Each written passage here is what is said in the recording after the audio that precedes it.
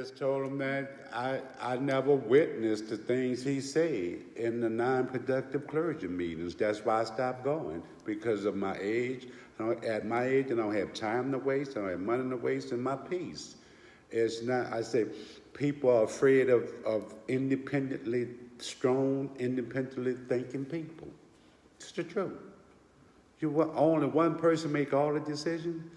All this genius you have at the table, and you the only one that knows something, really? I don't roll like that. That's why I stopped going. Like something I did 10 years ago. You say you finally came with the revelation. This, not 10 years I did it.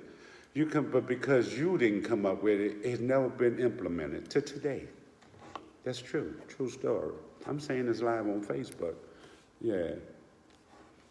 Okay, good morning, Brother Perry. Good morning, family. Look, this is some rich scripture today.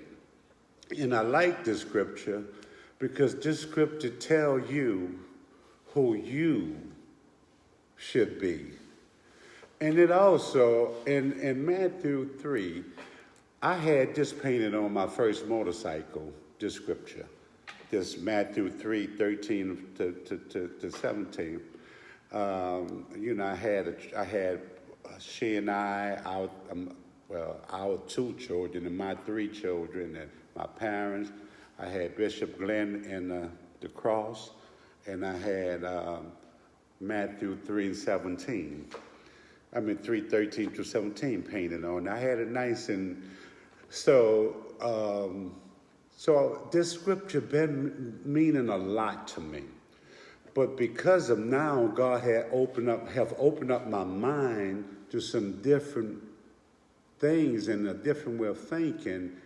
When I get to it, I'm gonna come from a little bit of a different perspective with it. Little bit of a different perspective. I saw it as I was reading it, and it hit me. I said, oh, okay. But anyway, so, we thank God because God has been good to us. We say it all the time. We know that it has become cliche-ish. We as people, we are taught to say the right thing even if we're not feeling that thing. We are taught to follow things that we know that's not quite representative of how we feel. And we're taught not to express it because we're taught to get in where you fit in.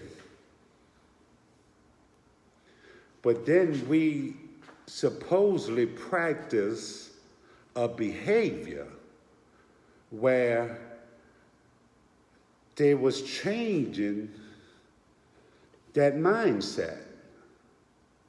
It wasn't a get in where you fit in because everybody fit in the same end. So the way that it was being changed, it wasn't how much money you had, it wasn't what titles you beheld, it wasn't, primarily your family orientation, because you find people that sit in church and say, my family started this church 60 years ago, they feel like it's theirs, opposed to knowing that this entity was started by the Creator for the Creator. But it was started by the Creator, for the creation to operate on behalf of the Creator so that the lowly at heart, so that the downtrodden and forgotten, so that the underprivileged. That's what this whole thing was designed for now. This wasn't designed to give people privilege. That's why I sent out the scripture I sent out yesterday, where Jesus said, whoa, watch out for those who bid to sit in the seats of Moses in high places, for they bid you to do many things, but as they bid, do it, for they know what they're saying, but don't do what they do. because they say, but they do not. And so this is what we have now. We have an institution called a Christian church, an institution called religion, whatever one you in, and it's designed as a separative organization. It discriminates against women. It discriminates against blacks. It discriminates against, other minorities. They dictate destiny. They build you or tear you down. It has become more of a family business than a communal organization. So what's now happening is families are coming in, destroying the community, not building up the community as the initial intent of the Most High Creator is. And so when we see that, then we have to wonder, like I said, the children's song used to sing at Jerusalem Church of God in Christ, but that's the one I liked. Whose side are you leaning on? I'm leaning on the Lord's side. That's an important question, because the truth is most people in these controlled environments are not leaning on the Lord's side. It's just the truth. So now, we go to Isaiah the 11th chapter, right? We go to Isaiah the 11th chapter, and we look. Good morning, Facebook people. Isaiah the 11th chapter, we look at verses 2 through 9. And it's almost a mirror reflection of Matthew 3:13 through 17. We're going to see that in it. But then it's going to go on to say some things. And the things that it's going to go on to say makes you feel, listen to what I'm saying, makes you feel that it's impossible. Because we see lions, tigers, and bears to be mortal enemies with each other. And so the animals that they say here, like, when a lion see a fatling, he say, dinner is served. He ain't looking at no partner. He ain't looking at somebody roll around in the hay with. He say, stomach is, he looking at, that's opportunity, if he's an opportunist.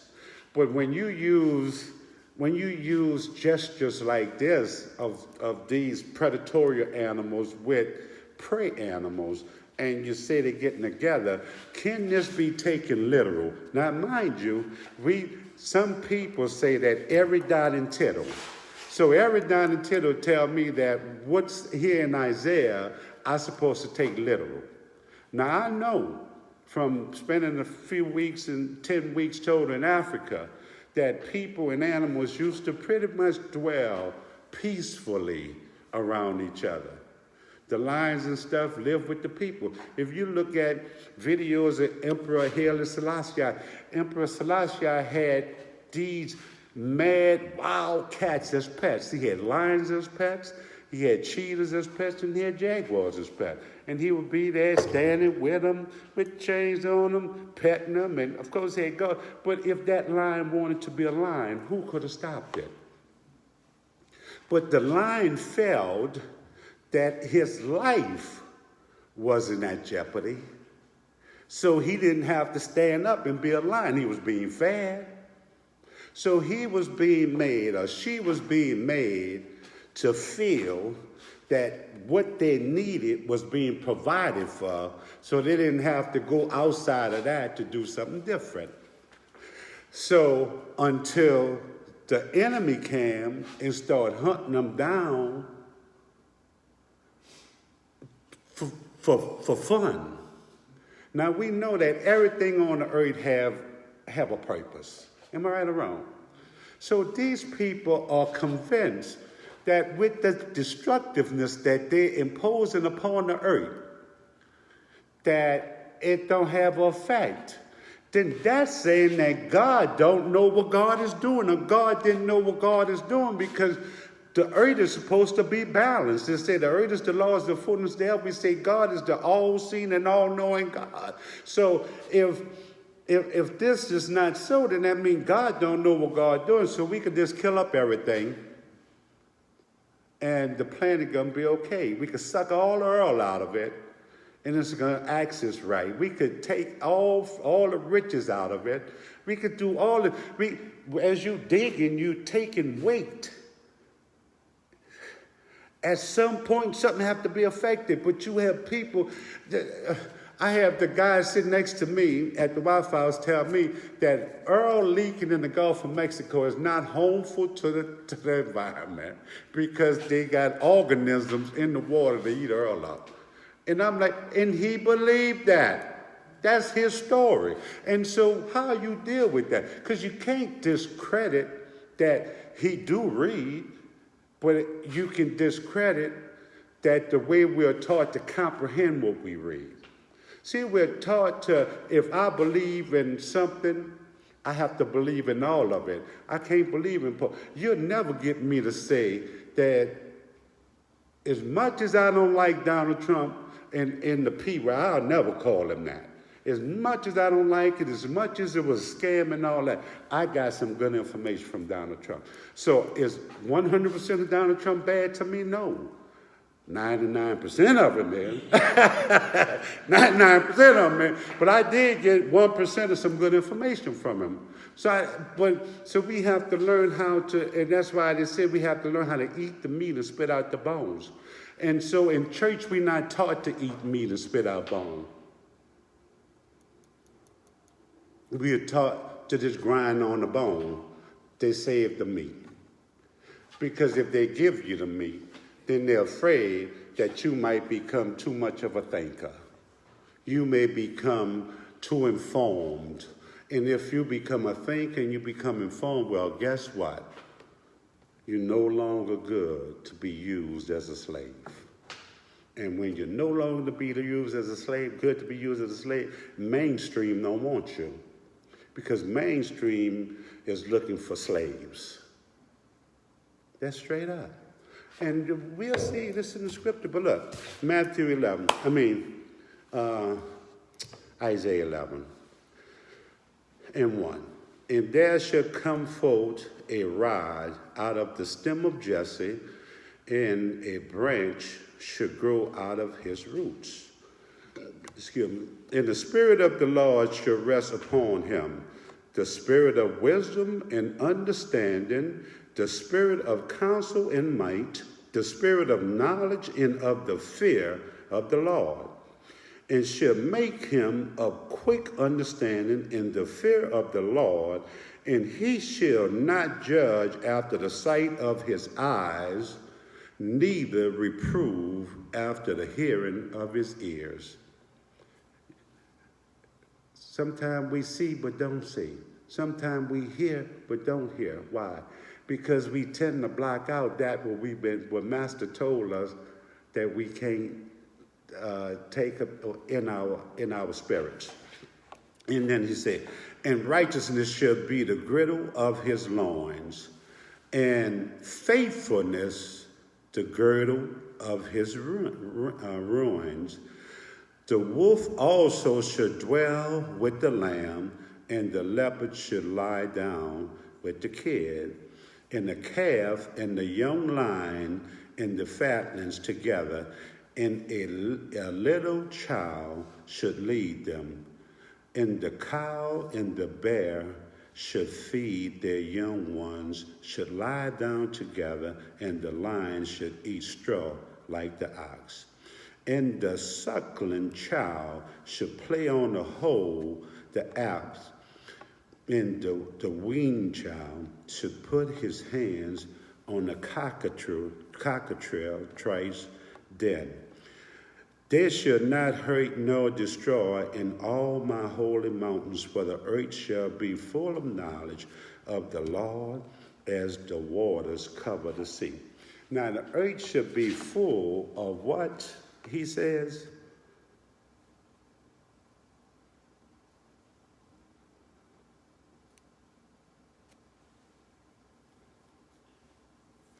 Should be full of knowledge of the Lord as the waters come. So if we had real knowledge of the Lord and the Lord purpose, what do we see here? What do we see here?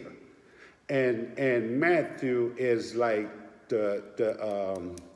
this is like a prophetic word. Matthew is the fulfillment of the first 3 verse prophecy about the water and stuff like that, him coming out. So when we look at this, he talks about in the spirit of the Lord, come on, Matthew 13 and 17. Matthew 3, 13 through 17. And the spirit of the Lord shall rest upon him. What it says in Matthew, huh? So he said the spirit of the Lord shall rest upon him. Good deal, good thing. But here's the deal. And it says, and with righteousness shall he judge. So it don't tell us we can't judge. It tells us we have to judge righteously. What he says in Matthew 7:1, he says, judge not, for by the same measure you judge, so shall you be judged. But in 3, he says, no. He said, take the beam out of your eye so you can see clear, to take the splint out of the other person. In other words, don't judge and being critical and nothing. Judge people to make them a better person so that they can fit better in God's plan. This is all about readying ourselves and people for the plan of God. Now, when he says all these animals that we know is prey animals, and some of them are prey and some of them are predators. But they're saying the prey and the predator is going to come together. But we see, and I say this, I could show you all a picture right now that I have. And this is a true picture where they was all rescued as cubs, as babies. A lion, a bear, and a tiger are best friends because they grew up together. Do you hear what I'm telling you? This real talk. A lion, a bear, and a tiger are best friends. I saw before where a baby, it was a cheetah, I think, and a gazelle. They raised them together, best friends. So this word stand to be true if the violence of humanity wasn't affecting it. If everybody had everything they need, then there'll be a lot more peace. Now, let's be real. When a lion get hungry, he gonna get him something to eat. So somebody got to go. But I'm saying the same. But I look at this as people more than the animals themselves. But I was telling somebody that I said when we was looking at that picture, I said, now if these three are the most vicious killers on planet Earth, they can come together, and the smartest supposedly creation of God can't come together because of stupidity. What's the stupidity? Because one man want to make a slave out the other. Because one entity want to be in control of the world. Because these people in office is just making themselves filthier and filthier and filthier rich at the expense of poor people, instead of getting together with some common sense, like these animals that they use in Isaiah, for example, and realizing that we all in the same trick bag. They stand firm and they argue senseless arguments. And I tell them on both sides, I say, you white folks been voting Republican, black folks been voting Democrat, and you still catching hell and we still catching hell. The system is not designed for you. So you in here, what they're doing is stopping you from thinking. Do you not think that with all this stuff going on, that Trump is creating distractions? So now, all of a sudden, the news is not about the impeachment as much as it was because now it's about Iran accidentally shot the plane down and all this old kind of stuff. So what it is, just put emptiness out there and distract them. And not to say, Lord, forgive me, I don't want to discredit the lives of those people like most people do, because I think all lives is important to God, whether it's in America, in China, in Iran, Iraq, wherever. The Bible said the earth is the Lord's and the fullness thereof. These people is of God. And it's so stupid that if they say that people come from two people, which we know that's really not a right story, then everybody have to have some kind of family connectivity, no matter how many thousands of years apart it is. And so what they have done is taken families and made enemies out of family. Even that cockatoo story about Abraham, Isaac, and Jacob. And Jacob, I keep saying this, Jacob with 12 sons, 4 women, 12 sons. And they say you got all this out, all this chaos. So if these stories stand to be true, well, when somebody going to say, call troops, we family, let's get together and talk. I was listening to Ziggy Marley. I thought about this song. He made it when he was a young cat. Love don't come tumbling down. He said, here come the eagle, here come the bear, trying to control the lion's domain. In other words, they're coming to take instead of work together. And notice, America go from one place to another because America stay rich by promoting war. And so if you support anything that America is doing, you not of God, not the God of the Bible, because the God of the Bible clearly said that I'm going to bring peace upon my land. Peace so much where the predators and the prey become family. So, but we see that these people, soon as things are getting better, they create something else. These people do not want, listen to what I'm saying, these people do not want change because this is how they get rich, y'all. All of them. Democrats, Republicans, Independents, all of them over there is nothing but criminals. What needs to happen is they need to put some iron around them places and lock them and put them all in jail, imprison them right there, because they're criminals and they all belong in prison. That's the truth. But what we're going to do, we're going to, they are doing nothing. All they're doing is playing games. And they have people thinking about absolutely nothing. Because guess what? Stupid is not going to leave office. Mr. McConnell is showing you that. So why focus on that? Focus on these states that's promoting, that's getting the electoral college out of here, that slave system that's going to make a difference in our lives. See, you don't hear, where the steam for that? That benefit the lowly at heart, that benefit the underprivileged, that benefit the downtrodden and the forgotten. But we focusing on the rich man and his ideology and his fight, which means nothing for us. But when you get that electoral college like 12 states now have done, now you're starting to affect their bottom line. You will get their attention. In fact, you started getting their attention. They're crying. See, so the eagle, the bear, and the lion can coexist if they realize that the planet is being destroyed by the wolf. The Bible said that the wolf gonna come in sheep clothing. So what they do? But Pence show you, Pence is a perfect picture of a wolf in sheep clothing. He stand up there and say, Jesus, everything is Jesus. Trump went start his campaign in the name of Jesus. And I'm saying they're just proving more and more that you have to be suspect. And so Pence is, Trump's so stupid, Pence is standing there waiting for him to go to penitentiary so he could get in office. That's why he ain't saying nothing, because Pence know the political game. Pence is not a newbie in politics. So Pence is using his knowledge on stupid, because he know he's stupid.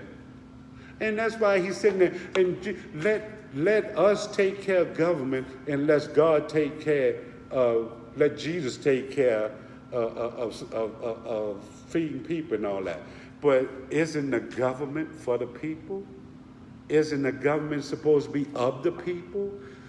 Shouldn't the government represent the welfare of the people? Do Jesus represent the welfare of the people?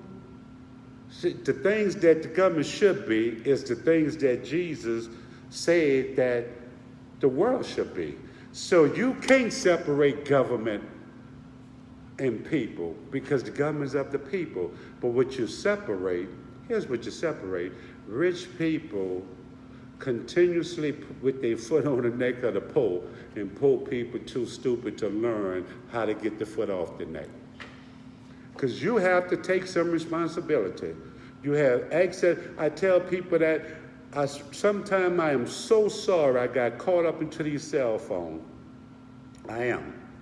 Because I swear, when I forget my phone home, I remember one night I went all the way to the Waffle House. And I went all the way back home. I said, I should have just stayed home. But I had to go get that phone. Now, so the phone, I realized that the phone kind of had me under subjection a little bit. I'm consciously thinking about I'm becoming a slave to this thing. But then I like that I have the world's information in my hand. So when I'm curious about something, we talk about something, if I want to find something out right now, here it comes. I'm reading it. So it have good and it have bad. So what do we do? Do we see if the good outweigh the bad? Or do we really realize that we are being taken more and more and more for a ride? Because the things we're doing is not of God. Now, see, and look here in Isaiah. They ain't talk about nobody getting rich. They ain't talk about these animals getting abundance. What they said, that the children was fed. They was telling you that everybody had what they needed to exist. That's why they could live together in peace. Until the people in the world get the basic necessities of life, you'll never have peace. How you gonna have peace when a person is starving? You gonna have peace when one man throwing away a whole buffet and another man can't get an egg? Where the peace at in that? And so how you going to validate? Because somebody say Jesus, either you stupid or Jesus ain't real. If Jesus go for that, if you could stand up there with all the weights, do you know they say that this idiot, they were saying something about the golf carts. He spends... Right now, he got so much money that he spent on golf cart rental. It's astronomical. Nobody thinking about that. See, so the rich can do what they want. And then people last night, thank God for President Trump because he's not afraid to confront our enemies. They're making enemies. Still, but these people, a non-thinking person, support things that's not even beneficial to them. Now, my suggestion is get off of your Rumpty Dumpty and go visit some of these places and meet some of these people. But you so narrow-minded because you've never been nowhere, you've never done nothing, you don't read, you don't study to show yourself approved before God. So you can tell who do, because when they do, then they don't say the cliche stuff. You can tell people that just get it from pastor. Because they say it's word for word. And it's stuff that you've been hearing since all your life. And it never worked for us. It didn't work for us then, and it don't work for us now. You know why? Because it's not the truth. These black preachers have to start preaching the true truth. But first they have to learn it. Because they have to unlearn all that mess they learned in that devil institution over there on Chef Matil Highway. That's the devil's institution. And black folks that went there tell you how they worked against them, didn't even want them there. Now, this is supposed to be a seminary. And then you still want to go and learn, and you learning incorrect information? What, Charlie, what the guy told you? The conversation we was having coming here? He said that we know that the books And the books, in other words, the schooling is misinformation, but the Bible is true. That's what they say. They say the schooling is misinformation, but the Bible is true. Well, guess what? The same people that influence the school influence the way you think biblically. So if you go to them and you know the information is wrong, well, what kind of information you think you're going to be putting out? So you're an educated person, though. An educated person can't get that misinformation mean that you misinformed? Really? High school graduate, see that? And a college grad, somebody with a PhD don't see that? Or do they just choose to get along, to fit into something? Because that's all it is. That's all it is. People just want to fit into something. But here, he says that if you live in peace and harmony, the people that you once thought was your enemy is going to become your friend. The person that once wanted to eat you alive is now going to make sure that you're nurtured. The person that was looking to eat your young now going to help you feed your young. Y'all remember them times? Not too long ago here. Not too long ago. Where people was together. Where people didn't make fun of people as much, but they helped them. Sent them what they had. Y'all remember when the church used to be about the community that it was in? That made sure that the community was strong around it? Because it was the people of the community that was in the church. What happened to that? So we didn't got consumed. You know, church didn't become a big corporation, just like everything else. When I was a kid, I used to watch Mr. Burke take them young guys. He had a roofing company for years. He took them young guys roofing, Mr. Roy, carpenter. He took a crew for 25 years. Almond, bricklayer. I saw that every day. They would take people, you know, give the young people work around the neighborhood and everything. Now, what you got? The corporation came in. Now you can't even bring your child to work. You know, at least when their children used to finish high school, they had a scale. They could do something. So now the corporations came in, dummy down society, made things less available to you than ever in the history of mankind. And I was listening to Marvin Gaye, and Marvin Gaye was talking about all this. In 1970, he asked, what's going on, man? What's happening? And this is why people like Marvin Gaye had to go, because they had good foresight. And he was talking about murders, and look at the murder rate now. And this is in 1970. Very rarely did black people kill black people in 1970. Black people was being killed by white people from standing up from being black. And I guess that took the wind out of their sail. So brothers like Marvin Gaye, Bob Marley, all these brothers saw this destruction. Curtis Mayfield, over and over. Stevie Wonder. You know, you listen to these brothers, and these brothers was talking. Marvin said radiation underground and in the sky. Talking about nuclear. Well, now what the big fight is, nuclear in Iran. So Iran said, you have a nuclear bomb, I'm going to get one too. Why can't I have none? But here's the thing to me. If you justify one, you have to justify all. If it's right, it's right. If it's wrong, it's wrong. Because this the biggest criminal organization. This place was started by criminals. This place been America is a big penitentiary. That's all it is, a big penitentiary. And then you have penitentiaries inside the penitentiary. Because you can't move how you want to. They had a young brother, he went sovereign. I was trying to see how you do it. He went sovereign. He don't belong to the government no more. He's free. You got to be careful. You know, a slave telling him he got to be careful. This young brother studied for years. He should put all this stuff out there. He made that conscious choice because he was tired of being a part of a system that represented him not. He was tired of putting in something to a system that he feel like he ain't getting nothing out of. And the slave, though, the slave said, you better watch it. You can't leave, master. That's what the slave said. Oh, you can't leave, master? Master been good to us. See, master, you know, black folks made chitlins a staple. That was trash. Like Malcolm X said, that was guts That was trash. They didn't give you nothing that was nourishment to you.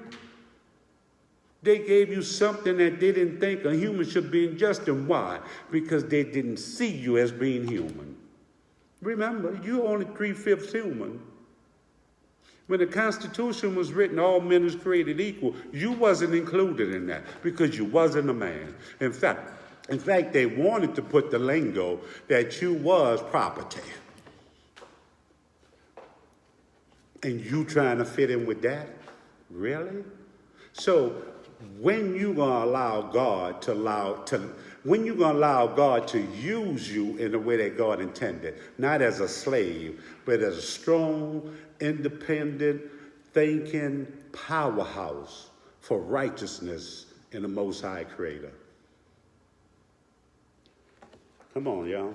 Now, so we see that in Isaiah that said that, he was going to come and God was going to put it on his shoulder and all that stuff, right?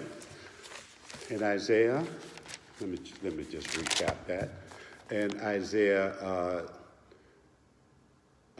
this talk about the branch of Jesse. Y'all know who Jesse is, right? Jesse was David's father. So he was coming from the branch of Jesse, was coming through the lineage of Jesse. So, but I like verse 2 and verse 3.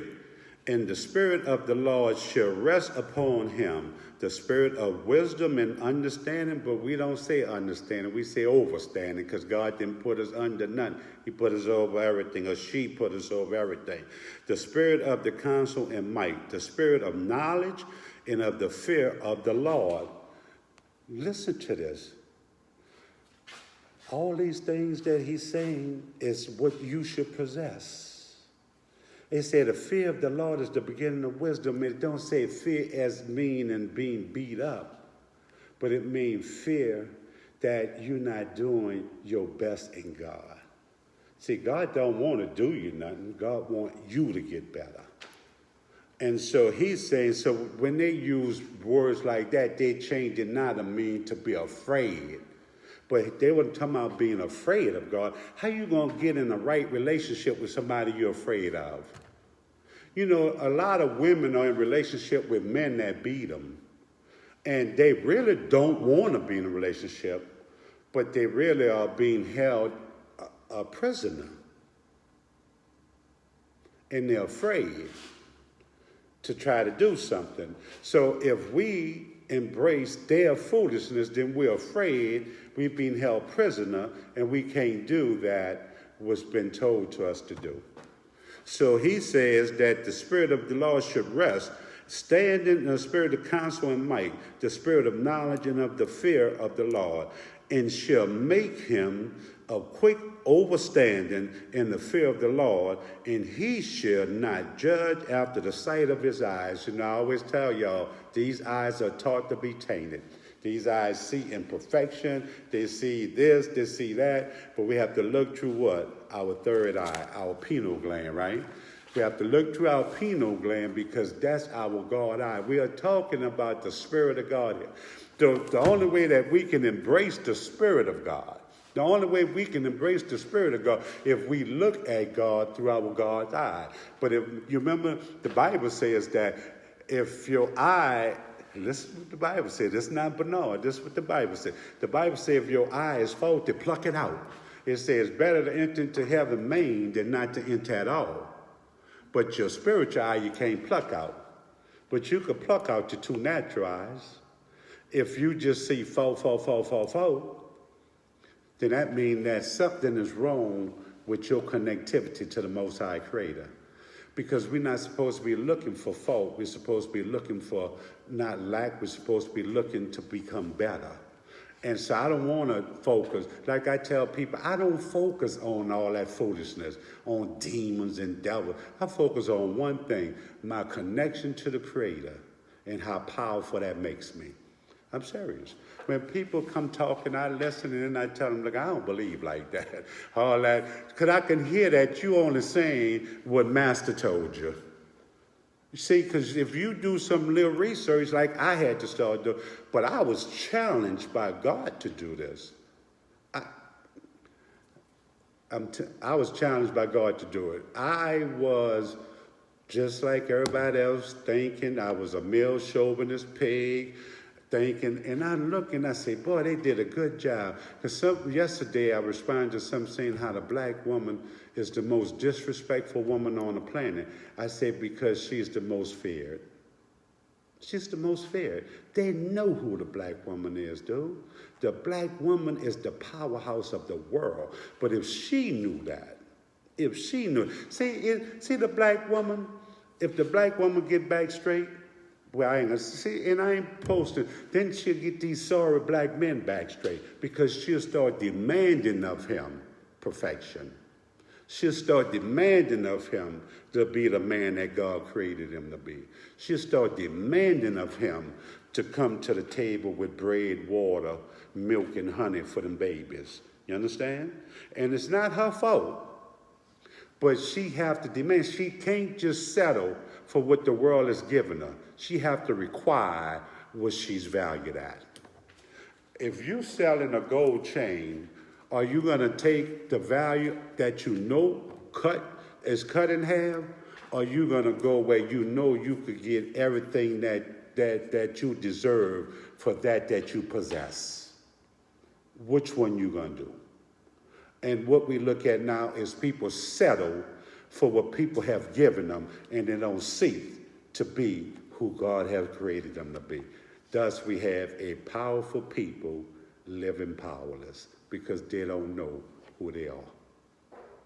So here in Matthew 3:13 and 17, it says, then cometh Jesus from Galilee to Jordan to be baptized of him. But John forbade him, saying, I have need to be baptized of thee, and comest thou to me? And Jesus answered, said unto him, suffer it to be so. Now, for thus it becomes us to fulfill all righteousness. Then he suffered him. And Jesus, when he was baptized, went up straightway out of the water, and saw the Spirit of God descending like a dove and lighting upon him. And lo, a voice from heaven saying, this is my beloved Son, in whom I'm well pleased. Now, this is the fulfillment of the prophecy of Isaiah, the first 3 verses. Didn't it say that it was going to come? The Spirit of God was going to come on his shoulder? Didn't it say that? So what we're looking at prophecy and fulfillment of prophecy meeting each other. Now the thing is, if the Spirit of the Lord is upon him, he have anointed him, right? And here it says that, and then I think that John, this is my thoughts. That just came up on me today. Because John is the example of people, and Jesus was the example, Yeshua Horus was the example of the Messiah. This is why he wanted John to baptize him so people can see who they can become, who they was made to be. Because John, listen to this, he says in Matthew 11 and 17, Jesus said, out of every man born of woman, John the Baptist is the greatest man born of woman, but the least in the kingdom of heaven is greater than he. So everything that John the Baptist doing, you can do. But guess what? It was showing everything that Jesus done, you can do. Yeshua, Horus, everything he done, you can do. The same Spirit, listen to this, the same Spirit that descended from heaven and fell on Jesus is the same Spirit that descended from heaven and fell on you. What's the difference in the Spirit of the Lord that fell upon earth? Remember, Jesus said it's not Bernard. He told him in John 20 and 24, he said, go and wait from the promise from on high. And then what did the day of Pentecost represent? What do the day of Pentecost represent? The Spirit of the Lord descending down and falling on the people. Am I right or wrong? Am I right or wrong?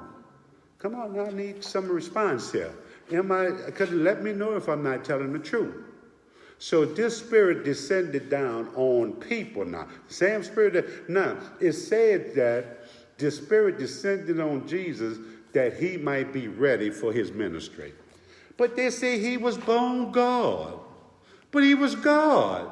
So how he had to be prepared for ministry, God would have came with ministry. Because the earth is the Lord's and the fullness thereof. And then he'll say he had to get a special anointing like you had to get a special anointing to do the will of God. So stop seeing yourself where you're not. Start seeing yourself where you are. The same things he got, you got. And I'm not outside of the book in saying this. You look in John 14 and 12, you say, if you believe great things, works that I've done, but yet greater works have you to do. You said that earlier. But that's in John 14 and 12. Great works have I done, yet greater. How can you do greater works if you don't have the power, one, secondly, the authority to do it? How can you? If you're working somewhere and you do something outside of your scope of work, did they ever come to you to do a heart surgery? Huh? But there's a reason for that. Not that he's not aware of what's going with the heart, but his specialty is female. Doctor's a female doctor. But when a female is in trouble, they don't go to the heart surgeon. Who they come to? To you. Because that's your purpose. That's your skill level. You see, am I making sense?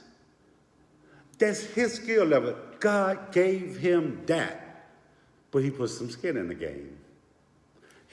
God gave you yours, but you have to put skin in the game. So everything that was given, that you see giving, God gave it to you. This is what grace is, saints of God. Don't let people continue to beat you down with their foolishness about what you're not and what you don't have, what you can't. Everything that humanity needed is here already. Ain't nothing new coming from nowhere. The Bible says there's nothing new under the sun.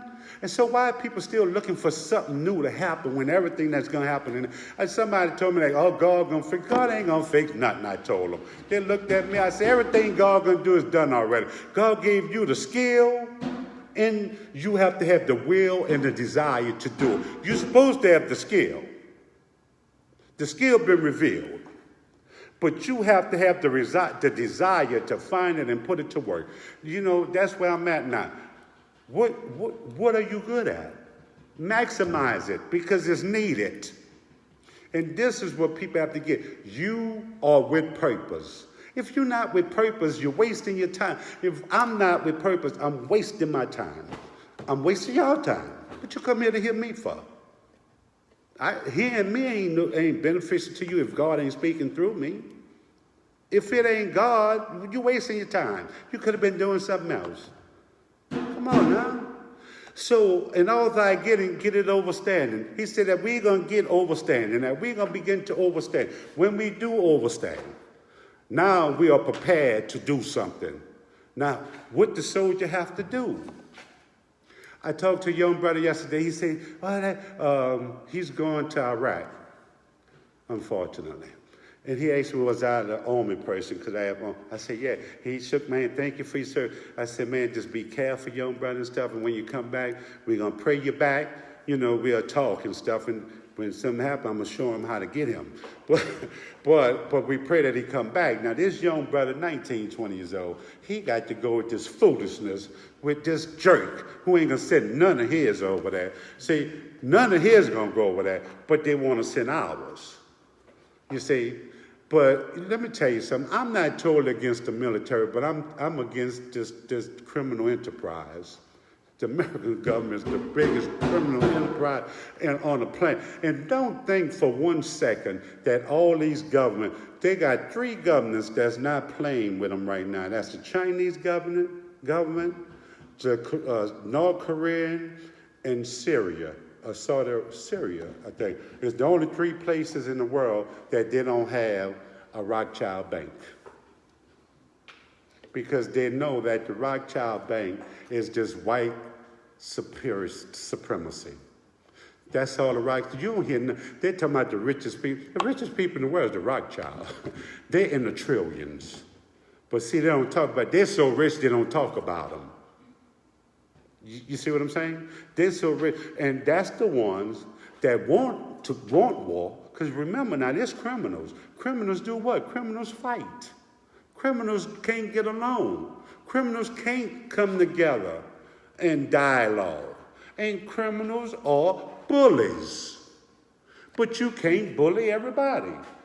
Some people gonna fight back. So when a man fight back, then he become the enemy. Because he stand on what he believe in. Really?